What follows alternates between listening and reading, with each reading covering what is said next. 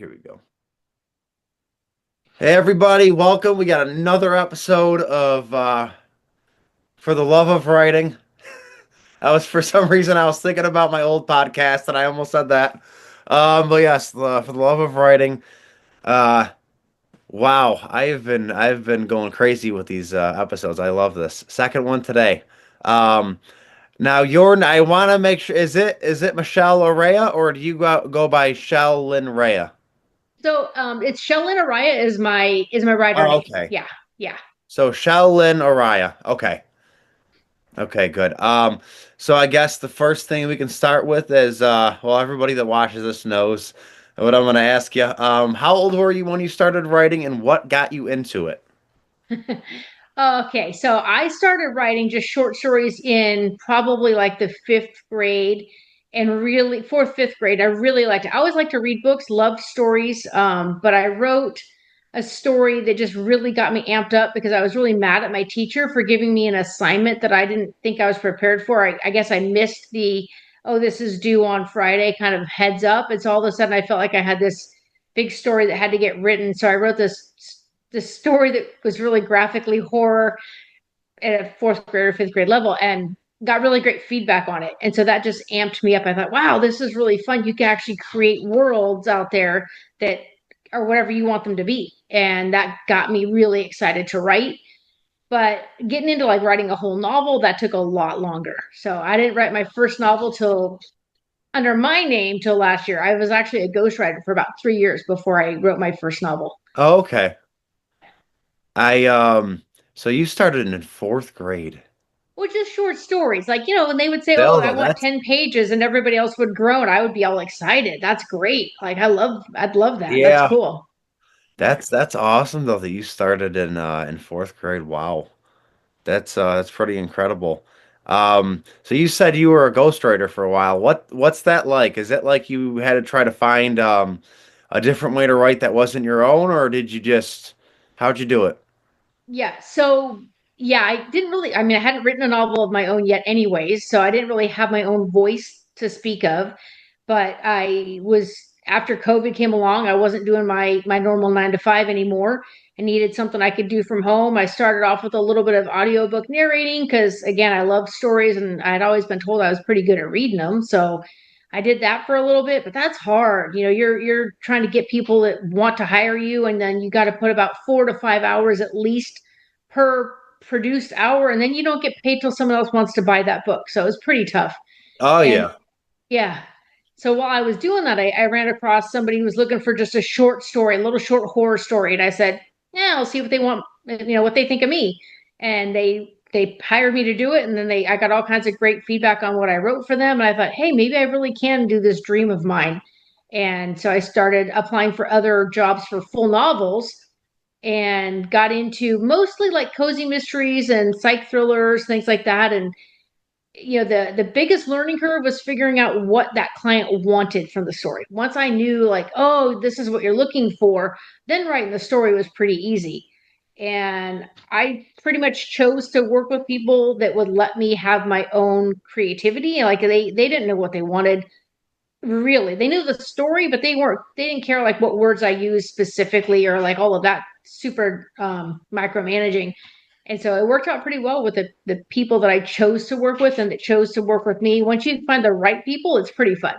Yeah. I gotta tell you, because everybody that comes on here, they all got different stories, and I find it so interesting because mine's always so much different. Well, everybody's is different, but it's like just like hearing everybody's journey. I don't know, it really intrigues me. Um, so you said you have one novel out right now? I do so far. Yeah. One's out published on Amazon right now. Okay, what's the name of it and tell me about it. It's called Don't Talk to Strangers, and it's a about a serial kidnapper, and the female lead detective is Shauna Valentine, and she's trying to track this guy down before he can take another kid. It's based in a fictitious coastal city, but there's a lot of fun things in there from the city that I actually live in, even though I don't live on the coast. But I throw things in that are from my town, which is really cool when I meet readers in my town. I can say, hey, there's things from my town in the book, and they think that's pretty neat too. Little like Easter eggs, I guess you could say, right, to go find. The cover of it is taken from, I took a picture of the park where my kids played when they were little, and that's the cover of my book. So it's kind of cool because people in my town that look at it, they know. They're like, oh, that's the park on such and such. Yes, it is. Yes, it is. That's incredible. I've had that idea before. Never done it. I love that you chose that. Um just like finding out even how to like take the picture, like what time of day even for like the light. That's really cool that you've done that. I'm gonna have to go on Amazon and see the cover of it. I unless you have if you have a copy, I'd love to see it. Oh ho ho. Yeah. Wow. You Yeah. did a And really good job. what makes it really cool too is the book starts off with my antagonist is at the park looking for the next kid he's going to take. And so, when you read the book, now the whole picture really makes sense. So I thought that was kind of cool. And then yeah, you're right, the timing though. I wanted to hit the park at like when the sun was going down, but you could still see everything. And it was like kind of, like that perfect hour. So I stayed there for a few minutes just taking lots of pictures. And the big mistake I made is that when I got there, there were some kids on the park, on the playground, right? And I needed nobody because I wasn't about to try to have somebody else's kid in my picture. So I walked up to these random kids and I'm like, hey, excuse me, you should not do that when you're a grown up and you don't have children with you. I So know. that was kind of funny. Yeah. I gotta tell you though, I that is so inspiring that you thought of to do something like that. I've never done it, thought about it, and I thought to myself, I would take such a crappy picture. My wife takes all the good pictures. I'm not good at it. And I'm a truck driver by day, and I always there's this one trail I always pass, and the trail gives me this eerie feeling like if I go down that trail, there is a serial killer waiting for his next victim, and I always want to get a picture of it because it's not a straight direct-in trail. It's like almost like it's curved a little bit to where it's like when you go in, it's like you got to make a turn to where you can't see straight up the trail. You don't know what you're going to be going into. And I might do that now just out of inspiration of you doing that. You So got to try it. You got to try it. You thank never you. know. Yeah. Seriously. Yeah. That's awesome. So you said so don't talk to strangers. Yep. And then my next book, I'm halfway into it right now, and I've already got the cover done, and that one's called Don't Play with Matches. And I also took the photo for that. I don't have it to show today, but I took the photo for that one, and it's about an arsonist. So it's a big giant flame picture, and that was a fun one to take too, and to play with and turn it into a kind of a suspenseful look. I But like that's that. going to be my theme with all of this in this series. I'm going to try to do all the photos on my own and then turn them into cool covers. That is awesome. You were the first person that I've heard say that they're doing that, and that really is that's awesome because I've only thought about it a few times, and I always thought I'm not gonna get a good picture. So the fact that you're doing it and it looked that good, like that looks really good. Like that's something I'd find at like at Walmart or Barnes and Noble. I like that cover a lot. You did a great job with Oh, it. I'm so glad to hear that. Thank you. I love that cover. It's creepy, but that's what it's Yeah, supposed to be. exactly. So you write like would you say you write like mainly like suspense thrillers or It's a crime, yeah, like crime thriller. So this crime one, my thrillers? main character, is she's a detective, and then she's got her partner. What makes it kind of cool though, or interesting, I guess, is that she's actually in a wheelchair. So she's battling a neurological Oh, disease. Yeah, so she's not kind of your standard, protagonist, right? Like wait, she's so she's a detective in a wheelchair? Yep. So right Wow. after she got her promotion to detective, she got a neurological disease, which put her into she got the diagnosis. She didn't get the disease. She got the diagnosis, which put her into a wheelchair. So she's, not only is she trying to track down the bad guys, but she's also kind of dealing with all the emotions of, am I going to be good enough? Am I able to do this job? And do it from a wheelchair and everything. So that's kind of her character arc, basically. That's got to be hard to write around something like that. It's got to be really hard. So the fact that you were able to, that's That is pretty cool. I keep finding myself, I got to be careful not to say she walked in the room because she doesn't. Yeah. She doesn't walk in the room, you know? Do you put like she rolled into the room, or what do you put for something like that? I do. I'll say things like she gave the wheels a shove, or at some point she needs a little bit of help getting in because when she gets into this case, she has some issues with her health and everything, and so she gets a little bit worse with her disease. So I do say like she got either she'll try to give the wheelchair a shove, or somebody else sort of has to help her push it in a little bit. So I bring it up enough to remind my readers that yeah, that she's got this extra struggle, Yeah. but that's also not her. That's not who she is. Like that's not all she is, right? So I don't want it to be the only thing. So I try to get creative with other ways, just to say like they entered the room, or my character. By the time you get to that point, the reader knows she's in a wheelchair. I don't need to keep hounding that, I guess. Yeah. I like that. I And she drives a big truck, so those are kind of like Oh, funny cool. things to have. Like, how do you drive a big truck if you're in a wheelchair? But she has the ability to stand. She can take a few steps, but Yeah. but she's not able to be on her feet all day, so she has to use the wheelchair. So Oh, she okay. can still drive and everything. I love that. Now, is that in Don't Talk to Strangers, or is that something else? No, that's in Don't Talk to Strangers. Yeah, Oh, that's okay. yeah. Oh, wow. Okay, gotcha. Yeah, so that's my main character, my main detective in there, and that's I thought it was kind of a made it a little bit interesting because there's a lot of really cool detective stories out there, but to have it where she's also got that was just fun. That is no joke on my to be read list now. Excellent, yeah. There's one book that a guy I had on a few days ago. It was his story was so intriguing, and it was to where he was telling me the whole novel pretty much, but I was like, don't give anything away. And it turned into 2 episodes, and it's just because I don't know. I felt like I was talking to myself when I was interviewing him. It felt like I was talking to another me. And he's got a novel called Surviving Winterland, and it's like Oh, something that's a I'd cool write. title. Yeah. And then this one, Don't Talk to Strangers. It's I don't know. It really interests me, those that kind of stuff. And I've interviewed a lot of people on here to where they have genres that it's not really something I'd be into normally, but I still want to like bring them on, get their books out there. But it's like some stuff I know I'm probably never gonna read. I might dive into it and give it a try, but some stuff just, you go to the store, you're getting groceries, and you pass the book section, and something just hooks your eye. And after 3 weeks of seeing it, you're finally like, I'm picking it up.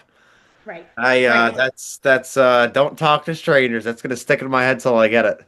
I There like you that. go. I Yeah, excellent. definitely like that. Oh yeah. I I had a lot of fun writing it. It's got some good twists in it, and I did a book club, and they were like, "Wow, it was I was so surprised by the twist." And I said, "Well, the kind of fun thing was I didn't know how that twist was going to go until I wrote that chapter. I'm more. I do write an outline. I do know where it's going, but it's not super detailed. I want a lot of room for the characters to grow and the story to change as that happens. Yeah. But there were some key elements in this story that I knew going in. I wasn't sure which path I was going to take until I got to that chapter, and then I was like, okay, this is the way it's going to go. And Yeah, I know what you mean. yeah, and I Very think much. having it open like that really led my readers to be surprised too, because I didn't know, so I wasn't accidentally writing it one way or the other, because I truly didn't know. And the people at the book club were like, it was great because I didn't see it coming. I really didn't think that was going to happen. I said, well, that's because I didn't know either. So that's kind of fun. That reminds me, the my latest novel, it was supposed to all take place in this family's home, like on Christmas. And I had it take place on Christmas Eve, and the main character was just going to be in this house, like terrorizing a family. And because his own family kicked him out. So he just picks a random family. And I told my wife, I'm like, it's gonna be a short book because it's just one family. And then next thing I know, it's like I have him wreaking havoc all over town. and that was never part of, never idea I had for it. I was writing it, and then it just kept growing and growing, and it's like every day I had a new idea for it, Right. and I love when that happens. Yeah. I explained it to one of my ghostwriting clients. It's like fireworks in my brain. All of a sudden, all these ideas are just popping, and then they come together. All of a sudden, you're like, "Yep, that's the way it's." Yeah. Oh, you there? I'm here. Okay, there. Yeah. Yeah, it cut not cut out for a minute, but it froze. That happens Oh no. sometimes. Yeah, Yeah, it's Zoom. oh yeah. Um, so I'm gonna start asking you the questions now. These uh Okay. these these take a while, so it's um first one. I always ask this question first. I love it. I always love people's responses. Where is the craziest place you've ever written? Ooh, I don't really write in crazy places, though. I mean, I guess a hotel, does that count? Like, that's not super crazy, but It can. yeah, I normally, yeah, I write at home, maybe a little bit at Starbucks sometimes, but I guess a hotel could maybe be the craziest. Do you because I know a few people who literally when they are working on a novel, they will stay at a hotel just when they're writing it. They'll Right. go home later on, but they'll like get a room for the day and spend like 8 hours working on it. Do you do that or no? No, no, that's crazy. No, Okay. but no, I wouldn't do that. I don't know. I don't know how people do that. I'm like the money it costs, the amount of time you're there, and I'm like you could just like go right in your like basement or something, set up a desk away from everybody.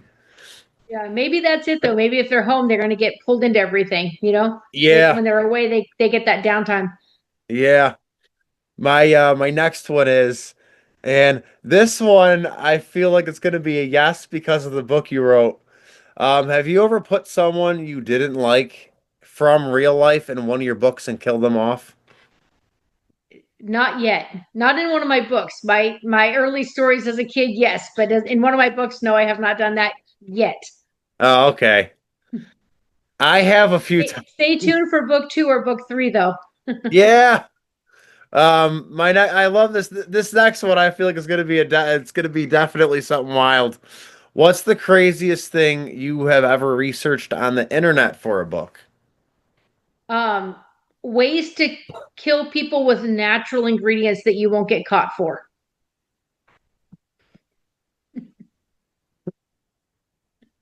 I like that. I Everybody's do write research. crime thrillers, so if anybody ever looked at my search history, I'd be in a lot of trouble. Oh yeah. My wife tells me please put it on incognito mode when you're researching this stuff. Oh, I didn't know And that was a thing. yeah. Oh yeah, you can put it to where it won't it'll show up if like the cops go through your laptop, they'll find it, but just like looking up your search history just on the laptop, it won't show it. I My yeah. wife always tells me if you're doing that, she's like, because I go on there. She's a teacher, and Oh no. she's like, I don't want. She's like, I use my laptop. I don't want to type in a word and it says murder. Right, exactly. Yeah. That's a I, bad thing. oh yeah, extremely. Um, this next one is, what's the wildest thing you've ever written? As far as like full story or just like the wildest part of a story. Wildest part. Okay, so that's going to go again back to the time that I was really upset with a teacher of mine, and all of the characters in the story ended up being skinned alive as they drove through a forest scene. That was probably the wildest thing I've written. Wait, repeat that? So I was really, again, I was young and I was really upset with my teacher because I thought she gave this assignment, at the last minute when I'm sure she really didn't. Now as an adult looking back. But the story turned into basically all the characters were being skinned alive as they drove through this forest. Wow. So it was a pretty scary, gory story for a like fourth or fifth grader to write. But I'd say that was probably the craziest thing I've actually written. That is pretty crazy. I couldn't The even stories I picture write that. now aren't really horror. I write some short stories that are horror, but like my novels aren't like that. Okay. Yeah, I I don't want to could. scare off anybody who's thinking about maybe reading my book. Like, I don't want to read that. No, Oh no, my I books are I'm one of those readers. I would want to read something like that. I yeah. just the description of it, I can't even imagine how you did it. And now I want to know. Um, that is awesome. Skinned Alive, go. Are they driving through the rainforest?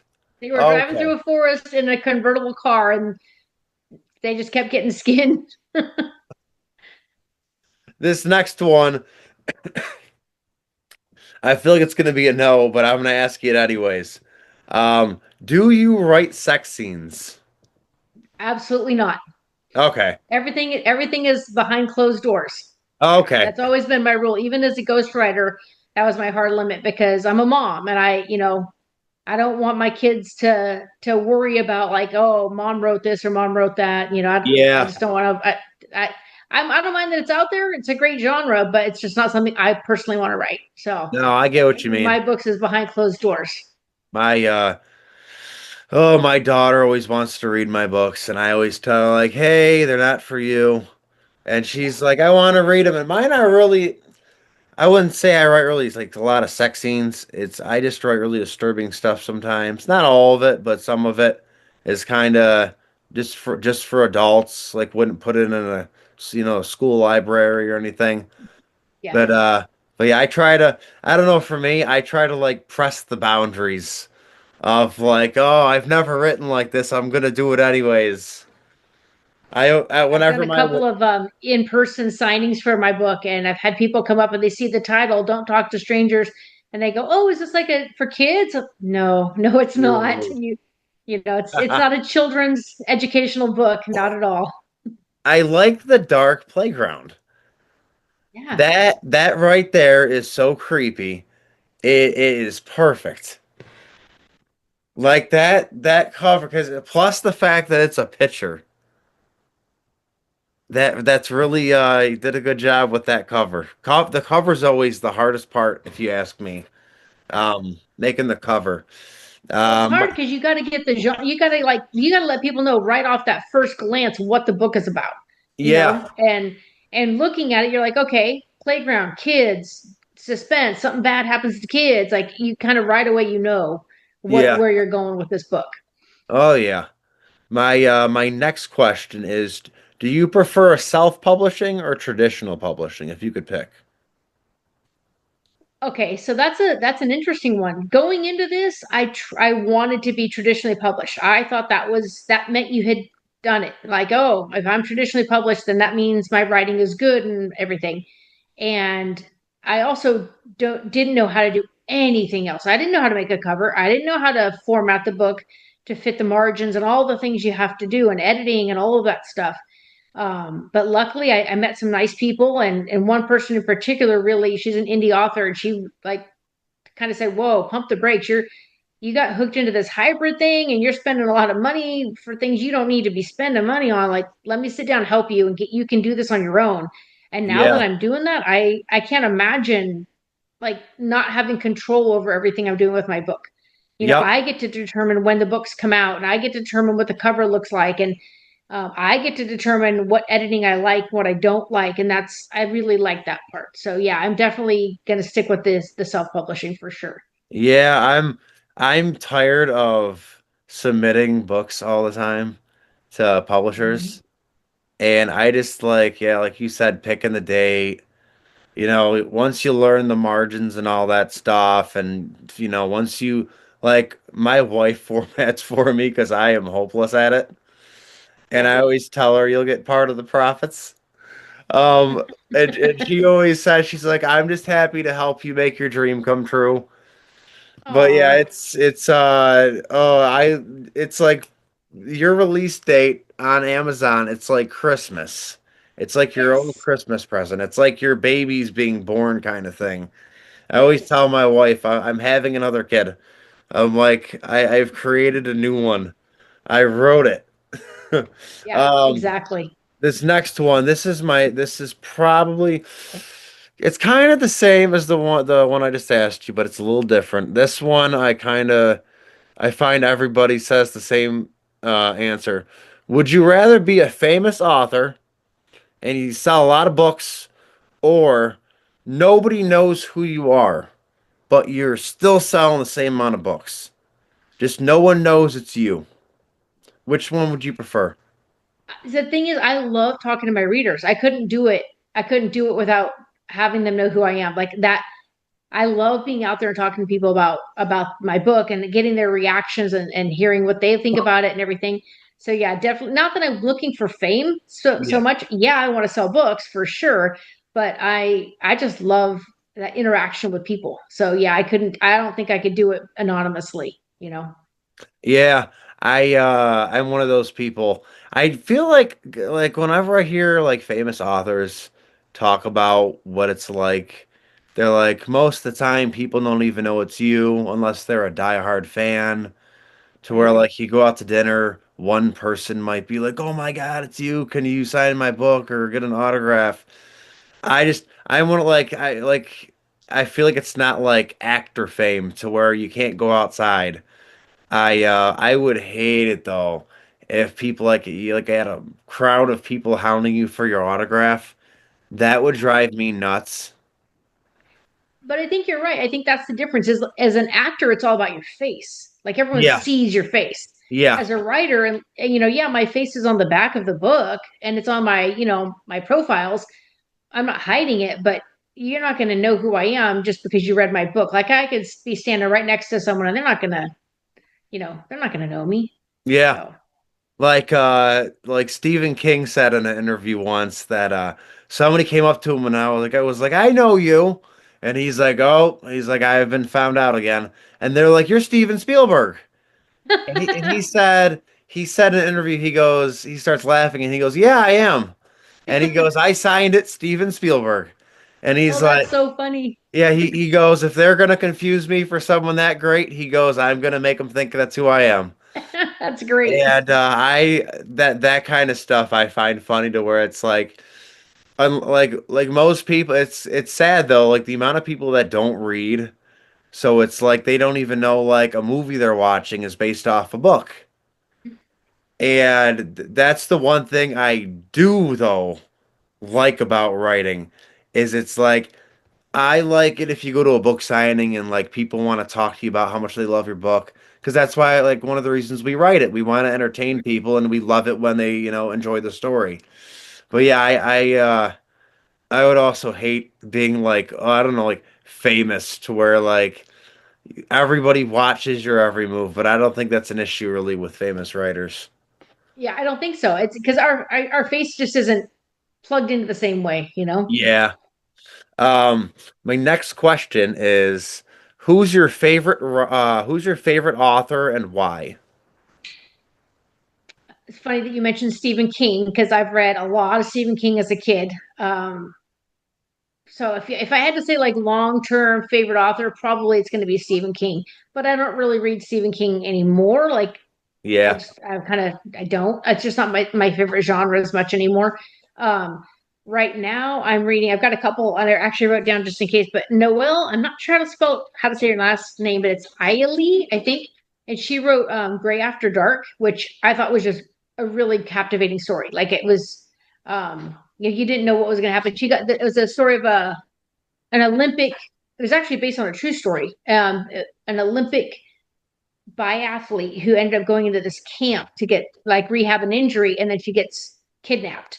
And so Oh, she's out in this woods in the cabin, and no one knows where she is, and she has to try to survive, and so she's dealing with like what she's willing to put up with and what she's like she's a very strong person, but she has to pretend to be weak in order to get her oh, captors to sort of trust her.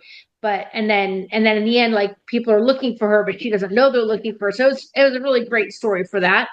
yeah. um yeah. And Okay. then another author that I read recently was T Marie, let me see, Kindley, I think. She wrote theme music, and what I really liked about that book was, you hear about like this whole don't use passive voice, use, avoid that. She had these passages that were just great because like even the inanimate objects in the attic had activity, like they were Oh, wow. menacing. And so it was just but without being like it wasn't paranormal. They weren't actually doing anything, but just the way she described their behavior was not passive at all. And I thought it was pretty cool. So those are people that I like want to read their like everything that they write now. That Olympian one where she goes to that camp. That sounds good.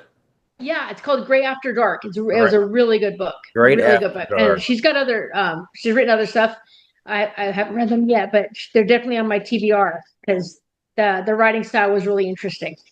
My I feel the same way you do about Stephen King. He was always my favorite author growing up, and it's I don't know, it's almost like he isn't writing the same anymore as he used to. Like he's Yeah. a lot. It's almost like he's doing like I've noticed like more crime, Hmm. and it's not that I'm not into crime.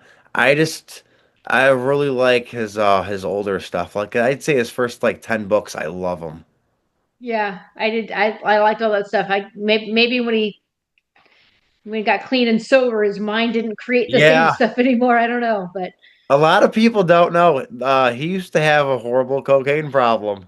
yep, Oh yeah, and he was a heavy drinker when he wrote The Shining. yes, yeah. And apparently, he doesn't even remember writing. I think it's Cujo that he doesn't even remember Yeah, writing. Yeah, yeah, yep. He does not remember writing it, and he got the idea for Cujo because he had to.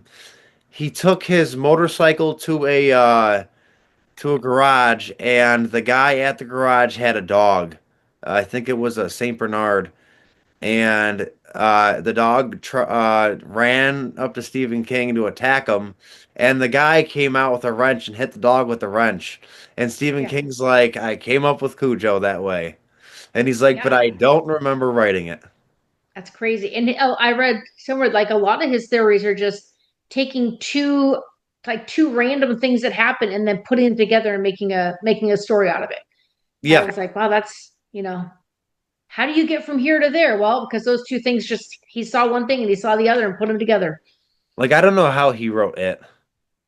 Yeah. I've it's like 700-800 pages. And it's all about a clown and children that grow up. Oh, I have not read it yet. You haven't I've read it? I've seen all three all the original and the remakes. I have not read it yet. It's like it's a long one, and I keep telling myself one day I'm gonna sit down and read it. But I'm like I already know the whole story, but I've never read the book. I'm gonna read it eventually though. I'm I think saving maybe it. that might be another reason I stopped, kind of moved away from reading, because his books are longer, and that was great young when I was younger and I Yeah. could read. But now, I just don't have as much time to read, and so to get through a book like that would take me way too long, and I'd Oh rather yeah. read a lot of books. You know, Yep. Oh, I know what you mean. I try to stick to like I'd say 250 to 350 page books if I can. I try to always find shorter ones because I want to read as many stories as I can. yeah, Oh yeah. So don't talk to strangers. And that's on Amazon. it's on Amazon. Yep, Okay. yeah. That's awesome. I It's my local Barnes and Noble, but that won't help you at all. It's not, you can't order it. The only way to order it would be through Amazon. oh, okay. Wait, so this you have it at your local Barnes and Noble? I do. It's on the shelf at my local Barnes and Noble. That's awesome. Yeah, that was a fun experience to walk in and see my book on the shelf there.